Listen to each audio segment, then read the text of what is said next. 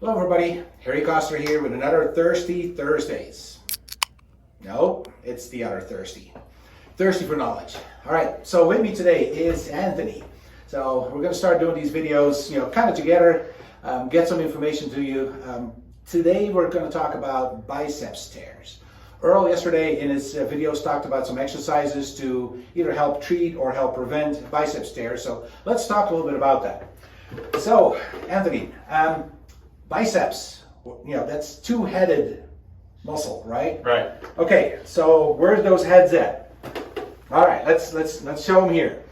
So you have one insertion here on the radius, and then goes here and kind of splits up here. You have the short head that goes to Coracoid. There you go, you got it. And then the long head goes to the glenoid in here. All right, so that's the biceps. So what does the biceps do?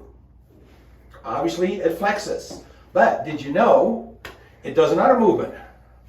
If you go bend your elbow, you go from here to there, guess what? That's also your biceps. So now you know exactly what the biceps does. But I'm missing one more thing that the biceps does, and that's actually reaching up. So there's really three movements that the biceps does. So it's a pretty important muscle in your arm. Okay? Now, when you have a tear in your biceps, that can happen a couple of different ways. So let's talk about probably the most, exciting. I don't know if it's exciting or not, but the most traumatic way is through some sort of a trauma.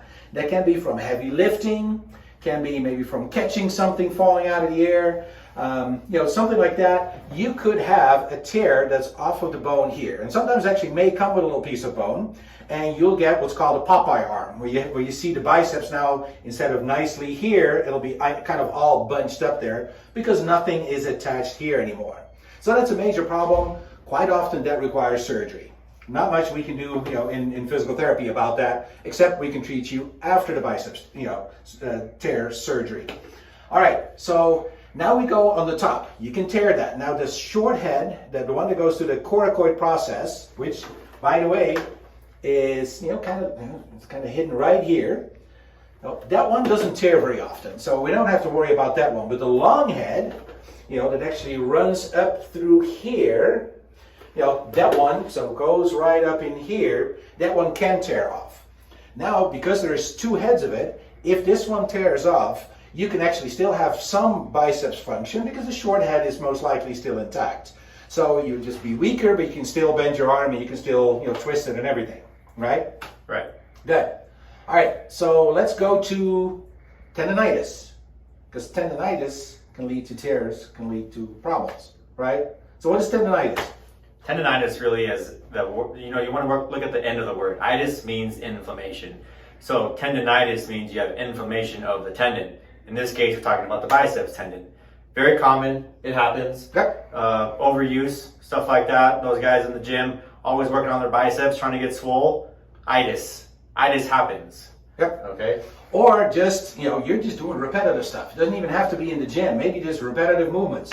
You clean your whole house and all in one day, you could get it. You're lifting stuff up on upper cabinets, you can get it. So there's a lot of things that can have that. So what you want to do when you start getting irritation, so what is it going to feel like? Where are they going to feel symptoms? Well, you can have pain kind of in the general areas we just mentioned. You might have pain at the bottom end of the bicep. You might have pain at the top end of the bicep. You might have pain when you reach down and, lift things, move things. We use our biceps a lot, So with general movement, you might have just discomfort, either or.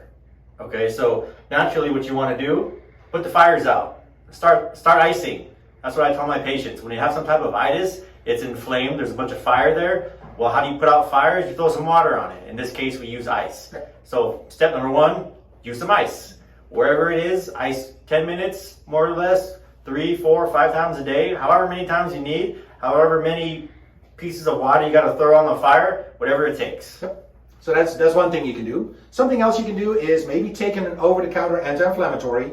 Now, we're not big on medication, but sometimes those are needed, so that can definitely help. So you're talking about your ibuprofens and Aleve and stuff like that. You definitely want to kind of not do the things that made it, get inflamed to begin with, right? So maybe reduce those activities, step back a little bit, let it rest a little bit. And then definitely you could do physical therapy that can help with that as well. We can do treatment locally for the inflammation, but we can also make sure that these things start healing up, right? So we can do that through stretching exercises and generally start going into some strengthening exercises. I know one of the things that Earl talked about yesterday was eccentric exercises. You want to explain that a little bit, Anthony? Because what is eccentric? Okay, I know what eccentric is. That's if you're weird. But what is eccentric? So we're all familiar with concentric exercise, right? Where you grab something from the bottom and you just make your way all the way up, control it all the way down. Make your all the way up, control it all the way down. Eccentric is the opposite. You want to obviously lift the weight, but essentially when you get to this point, you're going to slowly lower the weight. So instead of the biceps contracting and shortening, what we're trying to do is controlled lengthen. You see that? Instead of contracting, we're going to control lengthening the biceps tendon. It's a little bit, produces better results, good for healing, and they say you get less sore from that type of exercise. So eccentric exercise will be your best friend if you're having this kind of problem. Yep. And we can show you those when you come to therapy. We'll definitely show you those. Now, if you get a tendonitis and you don't take care of it, so you keep doing the things that you were doing, you're not icing and everything, at some point what can start happening is that tendon can start kind of fraying, and then you start getting little tears in that. Now you got to really be careful, because now you're more likely to start having some problems with it. And if you don't take care of that part, either it leads to bigger tears or just to the point where you can't use your arm anymore, right? Yeah, and you start developing what's called tendinosis. So not the end game of that, but the long result of ongoing biceps pain, as with anything else, but specifically in our case, the biceps, you can develop what's called tendinosis, which is this chronic deformation of tissue. The tissue is trying really hard, the body's trying really hard to heal it, but if we're not helping it, then it doesn't heal the right way. And essentially you develop what's called tendinosis. That takes a little bit longer to heal.